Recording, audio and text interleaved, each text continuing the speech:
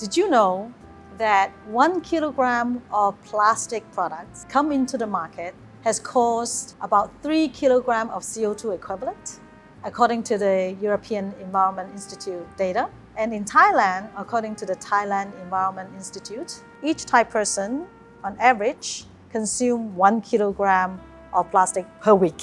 Now, that's a lot of plastic, a lot of emission. Now, the UNEP Emission Gap Report 2021 indicates that in order to achieve the Paris Agreement objectives and to reach carbon emission net zero by 2050, each person's emission needs to reduce to about 6.3 CO2 equivalent. So obviously, we need to really reduce our plastic consumption and production overall. Now, how do we do that? But before we learn further, let me explain how plastic are made. So now there are different kinds of plastics. So we usually use PET water bottle, and we also go for cold drinks from that you also consume PET bottle. And sometimes we also have the so-called PLA plastic made from plants. So all these materials actually require extraction of natural resources. So oil and gas and plants produced through agricultural production. So plastic material basically being produced in this way into polymer from oil and gas and plants, then get compounded into plastic products. Plastic products include, of course, these cups and containers, furnitures, textiles, and many, many other daily consumables we use. Now, there are different ways to handle the so-called after use. Now, in my case, I normally have with me at all times a reusable plastic cup like this. I go to a coffee shop, I drink tea, I go to the plane with this, so I refuse all these plastic containers and cups. If sometimes I forget, then I have no choice but to actually accept a plastic container.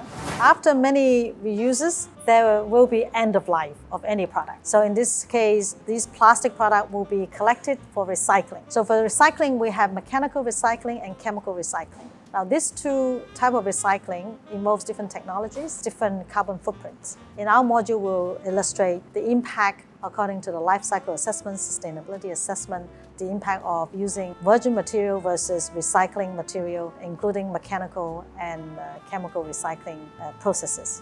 Then I need to put this in the proper bin, and it will be collected and recycled. In the case of bioplastic, PLA, it can be reused also, can be remelted, and also can be used to produce filaments to 3D print new products.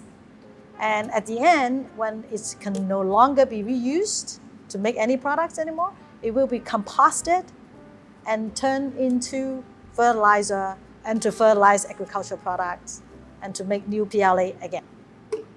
So this is really the whole, I call it, life cycle of plastic. And sometimes in the case of contaminated single-use plastic, it's very difficult to recycle. Then it will be burned, so-called the incineration process, turn plastic into energy. So basically that completes the end of life, end of use story of plastic. We then so-called close the loop. Then we have the circularity. So now I will explain you how we can achieve that economically, socially, to really achieve the sustainable development goals. To reduce plastic consumption and production, we need to make our plastic product to be in use as long as possible and also to reuse as much as possible. So how do we do that in business?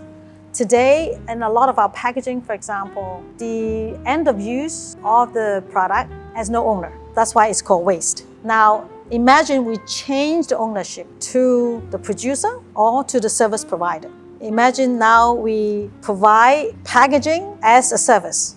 So that is we call it the third-party reuse service platform, where packaging is being serviced through a third party to the brand owner the product producer for us to use, the e-commerce platform, the retailer, and the user to close the loop to ensure the packaging can be used again and again until it can no longer be used. So let's look at the business model here. Now in this picture, the third party provide packaging service to deliver product for the brand owner through the e-commerce platform to the user. The user, when they order products through the e-commerce platform, pay a deposit when they receive the product with the reusable container. If they return the reusable container, they get the refund of their deposit. So in this way, everybody participates in this reusable platform. E-commerce pays the packaging service. The user also ensure that it will return the reusable packaging to keep the reusable container in circularity. Now, for the brand owner also can do similar. The third-party reusable service provide brand owner with the reusable packaging and custom design even, and it will be used to deliver its product to the e-commerce to the user. So in this way, again, another loop closed to ensure this packaging, secondary packaging, transit packaging is in use again and again. Now finally, let's look at a refill model. How do we practice that? Imagine you go to a store. As a user, you have your reusable container. Imagine this is a reusable container. You can get your oil, your soy sauce, your drinks, as if you go to a bar when you refill your beer bottle, for example, a beer glass. And the brand owner actually use a reusable container in bulk, contain the product, and get this sent to retailer. So again, that's a reusable primary, in this case, it's actually a primary packaging in use again and again. So one on the brand owner side, that it contains this product, and the user itself has a reusable container to be reused. So in this way, we really minimize the plastic material consumption in the packaging space. How to actually make this reusable business or product as a service business viable economically and socially and environmentally? We need multi-stakeholder partnerships. So now we look at the whole value chain in the whole life cycle of plastic, from mining of oil and gas to material processing to product producer, distribution and consumers and after use. In addition to different stakeholders, we also need government regulators, we need investors, we need educators, researchers, NGOs such as World Bank, Asia Development Bank and UN to work together in the same direction to ensure circularity of plastic. We need strong policy support. Imagine policymakers develop regulations to ban single-use plastic packaging for the e-commerce space, and also to enforce extended producer responsibility, so-called EPR, to ensure ownership of the packaging. In that case, the e-commerce platform, the brand owner, encourage or force to adopt the reusable solution, and the third-party reusable service business. And at the same time, we need to educate users to ensure the recovery of the reusable container. To do that, not only that mindset needs to be in place, but also the infrastructure, such as the collection points, also to look at the data, to follow where the container is, to optimize logistics for collection. There's many we can do in terms of providing infrastructure and policy. Also, we need to educate investors to invest in product as a service business model. Fortunately, in this course, we actually have examples of that about financing a reusable packaging business for e-commerce. Because this is an emerging business, you really need people to finance the business, right? So you need investors to be willing to finance it, and you need also technology to make it more competitive, right? Like the product more durable, to design in a way that is very smart, easy to recycle, easy to reuse, or easy to clean. You know, all these properties that will allow plastic to be used as long as possible. Then we'll be able to receive service fee to sustain its business. It's like you do Grab, right? It's a sharing economy. So Grab is a service platform for ride sharing. Now, of course, you don't have the money to buy a car, to own a car, but you can pay per use.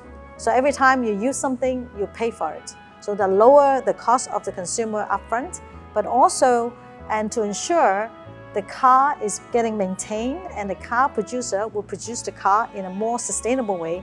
It will last as long as possible. So you will change the entire product design and also usage, because you want the product to use as long as possible. And also at the end of use, the car company, Grab, for example, will have to take care of the end of use of the car. So in this case, there is a dedicated party take care of the entire life cycle of the product.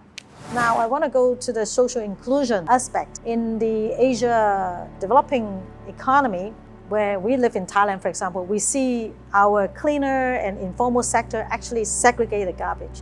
So because consumers still don't have a habit of segregating garbage, and also the collection infrastructure is not in place. Now, usually most consumers actually put all plastic in one bin. So at the end, the informal sector actually segregate this waste. In countries like India, there's a whole sector called garbage scavenger. So they go to the dump site, the landfill site, to actually find plastic material and even wash them and sell it to the recycler as a way of living. And the livelihood of these people is not that good in terms of health and safety. Often these scavengers are female.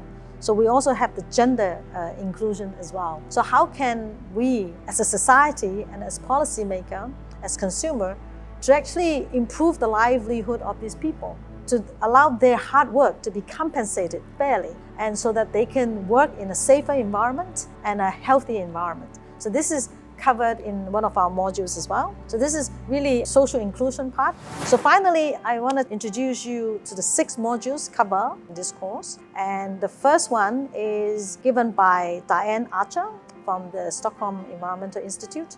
She covers global policy review and social inclusion.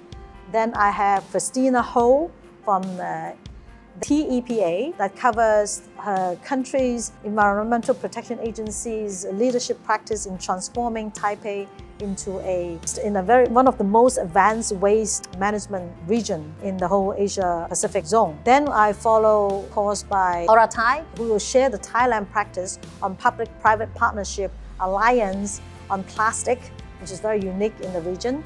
And she will also cover the ecosystem building in Thailand for encouraging entrepreneurship for plastic circularity. And then followed by Anna Atkin from Inceptory.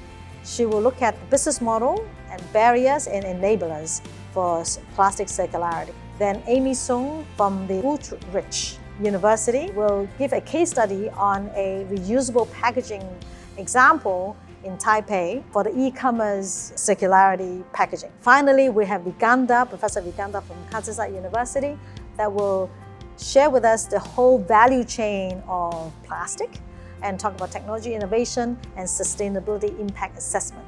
So we hope you come to our website and sign up for the course and give us feedback. And we look forward to hearing more stories about circular economy on plastic. And we would like you to share your best practices with us to enrich our content and to accelerate the circular plastic economy transition.